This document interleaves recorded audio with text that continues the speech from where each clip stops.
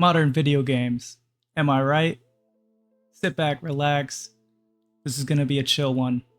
Lately, I've been feeling more drawn towards playing retro video games than modern video games. There's something about the pick up and play nature of them that has been drawing me to them, and the offline nature of retro video games where the whole data, the whole game is on a disk or on, a single file that you can open up, and then if you get further in the game you can unlock the things. So yeah, stick around to the end of the video to find out all of my thoughts on this topic. But it's just been an interesting feeling that I've had lately to kind of pay attention to the new releases in the modern gaming 2024. And it's like a lot of this stuff is not making me feel interested in purchasing or excited about waiting for a deal for some of the stuff.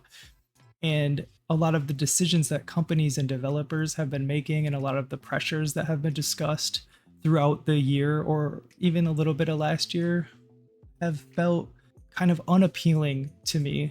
And I know that like layoffs and things are a big deal, and it's a struggle for a lot of people who are in the industry who aren't like, bad people.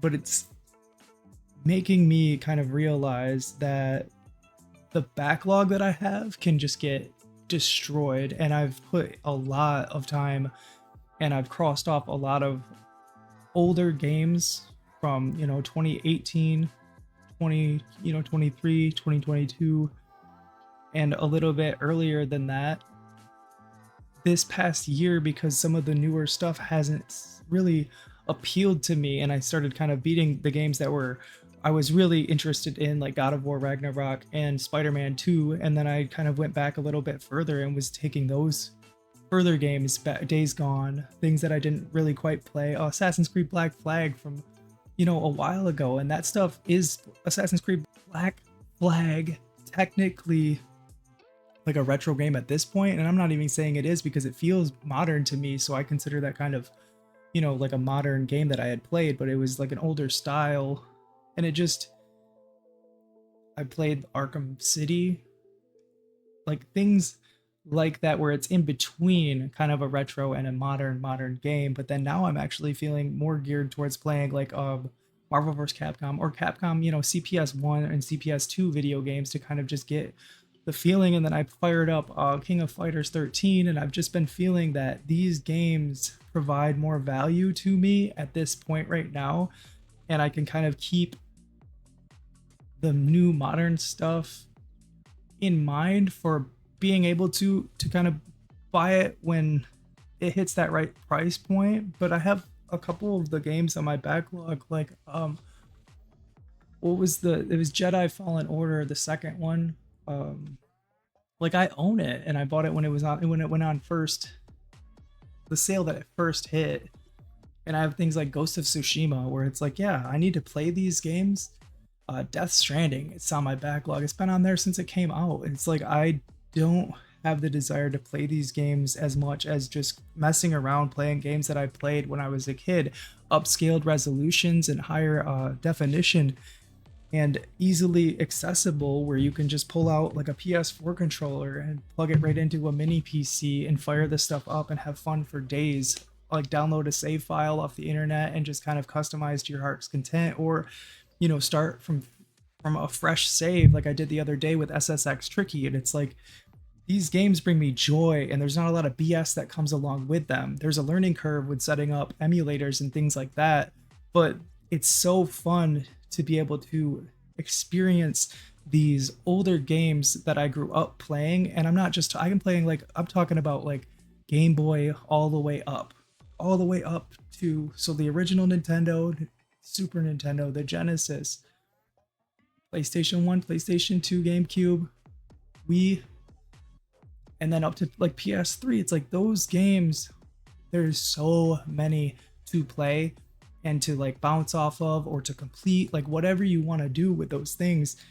We're reaching a point, I feel, in history where it's like that stuff can all be on like a hard drive, and you can access it, and you can sift through and figure out and take part in the culture of those games and kind of wait out some of the stuff that is happening with the modern gaming industry. And it's really interesting because I'm starting to like make content and try to grow this channel, and it's weird that I feel like the most relevant content for me to be a part of, that's going to bring me the most happiness, isn't necessarily the new hotness. It's me trying to follow my heart and take the things that I feel, make the decisions that are going to bring me happiness and bring me joy in this medium of playing video games, the hobby that I've had since as long as I can remember.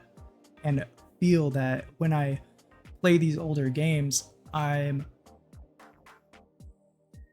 connecting to something from the past, and it's nostalgia, and it's, you know, legacy skill, and it's understanding mechanics, and it's learning about older and like styles of development and games style, like the way they presented it, and it's appreciating that as an art form. And I really, really enjoy that. And it's like, yes, I will, you know, fire up the PS5 and do one of those things on my backlog. But at the same time, it's like, I'm not afraid to just kind of leave the PS5 for a little bit, shut down the PS4, and go and hit some of the older stuff to kind of massage that backlog, to kind of massage the genres of the games when I'm, you know, going through some of this backlog stuff to make content also. It's like, yes, I realize that it isn't the greatest thing to get views and to get subscribers, because like retro content isn't a booming field where people really, really want to know all about this stuff. So it's like I'm at odds a little bit where it's like, yeah, I do want to play modern stuff, but I also don't want to put out news about modern video games when I feel like it's content that's negative and it's based on like fear mongering and negative content. And I don't want to be that type of YouTuber, and I don't want to produce that type of content. So it's like, I'm just going to focus and stay in my lane. And if people enjoy that, great. Retro games right now are what I'm really, really enjoying. And I'm going to sprinkle in a little bit of modern stuff. But in 2024, right this moment, how I'm feeling, it's like I can kind of step back and drop off and let some of this stuff die down and just stay in my lane and focus on retro games as opposed to modern, keeping up with the new release, trying to hop on the hype trains in order to get this channel up off the ground. So, hey, it may age like milk, or it may age like fine wine. So I guess we'll see. But anyways, thanks for sticking this out. I appreciate you. If you stayed this long, please hit that like button, hit the subscribe button, and thanks for sticking to the end. Thanks for tuning in.